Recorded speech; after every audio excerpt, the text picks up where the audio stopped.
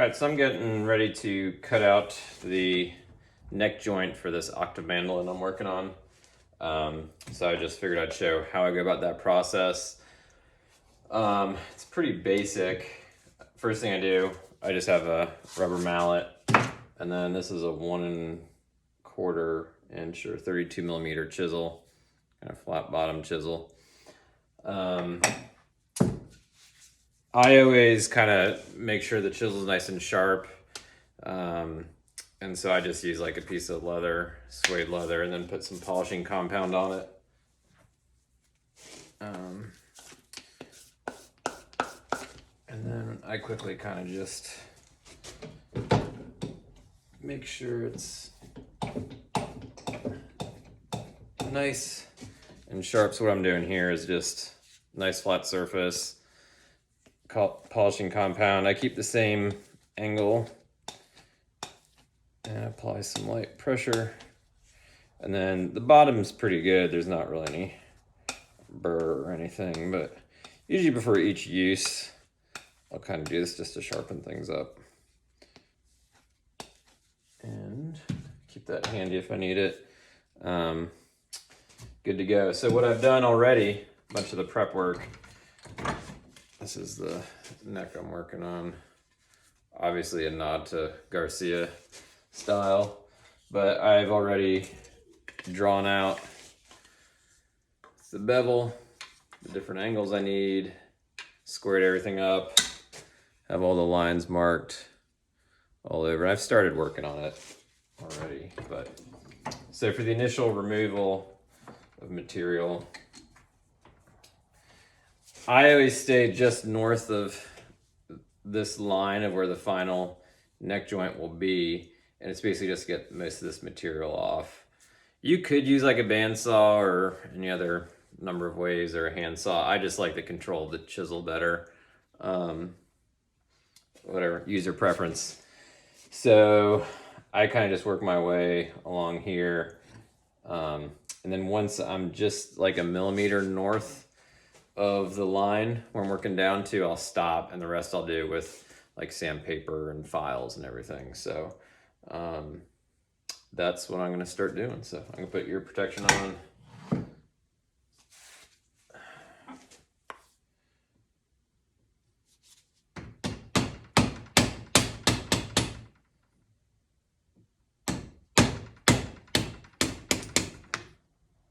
Always be aware of grain run out.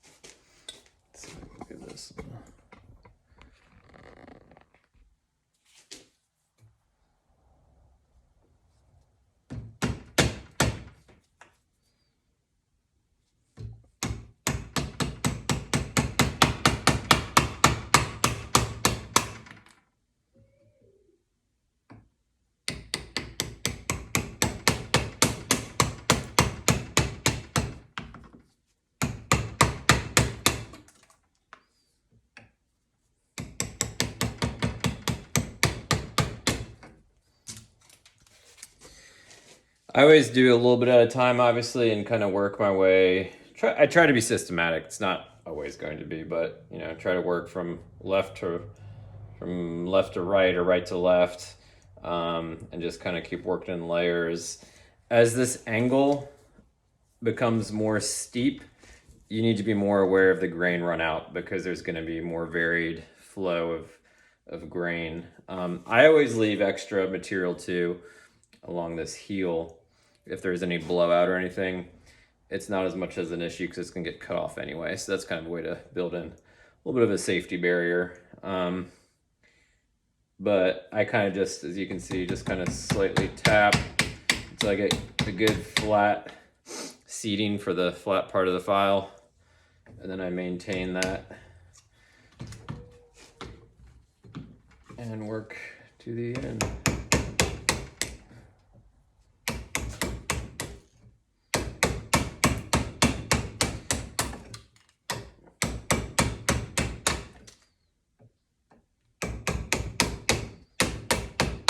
I always make sure I'm not in a major rush doing this part too.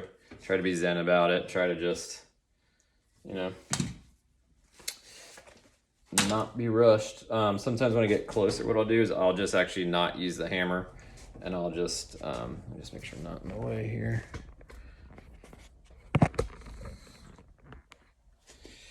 I'll just kind of use my hand and my thumb.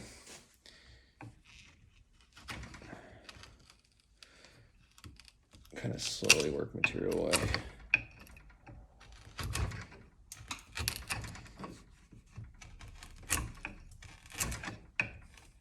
And again, I'm just working it down till I'm about 1 or 2 millimeters above that line.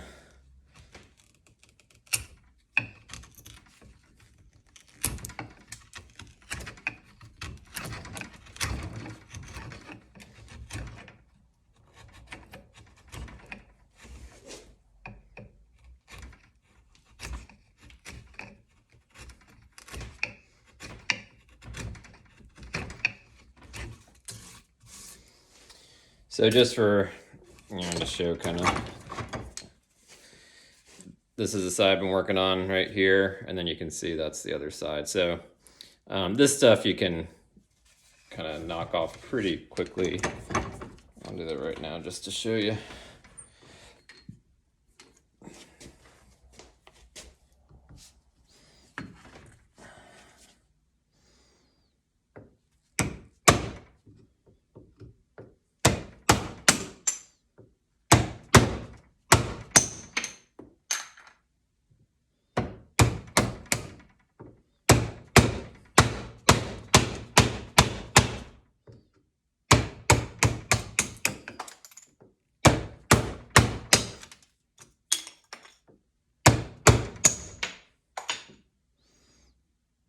Good example of why to wear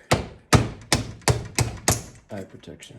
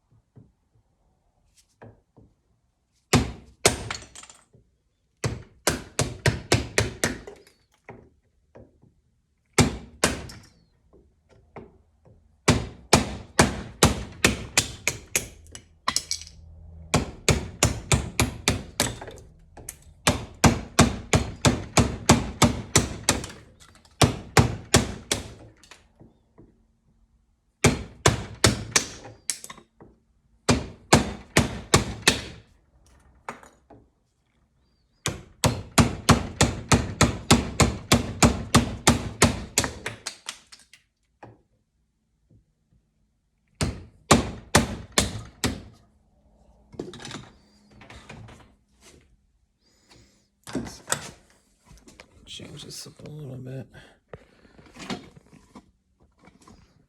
You can see the shape is slowly coming in to focus.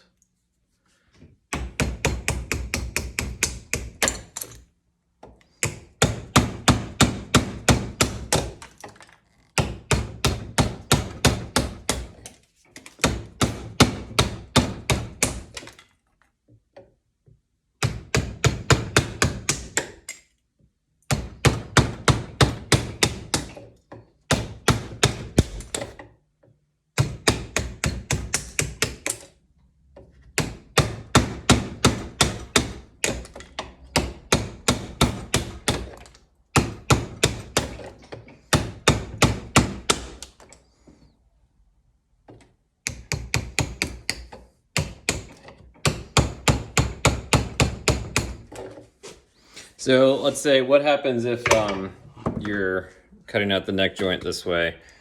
If you're chiseling and then let's say the grain takes a weird nosedive and then quickly comes back up. You didn't see it.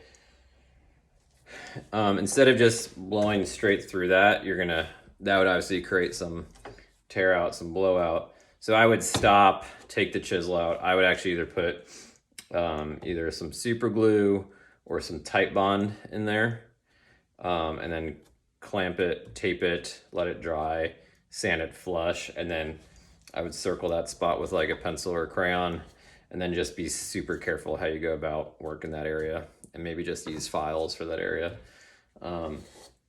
So anyway, you can kind of see it's slowly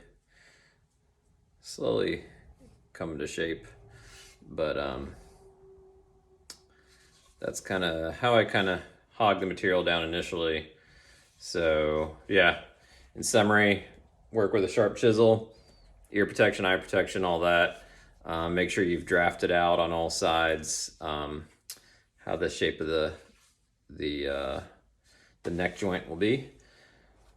Clamp it in and just kind of slowly work in a systematic way, left to right, right to left, and be aware of the grain flow, any run out, any high figured areas that could become problematic as you work closer down to the lines of where the final dimensions will be.